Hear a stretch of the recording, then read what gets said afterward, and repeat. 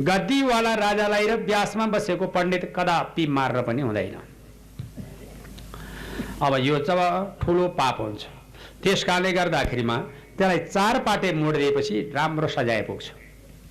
भनेपछि चार पाटे मोडिदिन्छु भनेर सट्ट चार पाटे मोडे। चार पाटे मोडिसकेपछि सजाय पनि पुरा भयो, शिरको मणि पनि झिकिदिए।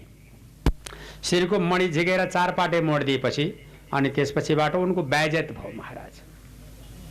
त्यसै कारणबाट अघि चार पाटे मोडिसकेपछि जात जान्थ्यो, जात जानी चलन थियो। अहिले भए पो जाओस्, जातै छैन कता जाने, भए जाने होइन, भए पो नक्सान हुन्छ। माला लाछ माला हराउँछ भन्ने पिरो, टोपी लाछ टोपी हराउँछ कि जान्छ भन्ने पिरो छँदै छैन त के।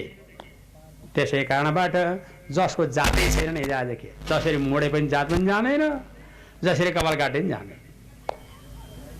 ल त अब यसरी पञ्च पाण्डवका शरीरमाथि बडो आक्रमण शैलीमा आज्ञा गरिसकेपछि पाँचै भाइ पाण्डवले गद्दीवाला राजालाई जब व्यासमा बसेको पण्डित मार्न हुँदैन भनेको कारणले चार पाटे मोडेर शिरको मणि झिकिदिएका थिए। ज्यादै लाज भयो महाराज, हाकार पर्यो, होकार पर्यो, चितकार पर्यो र अनि अब यसको कुलको नाश गर्छु भनिकन अश्वत्थामाले 8 पटकसम्म उत्तर कुमारकी बहिनी विराट राजाकी छोरी जसको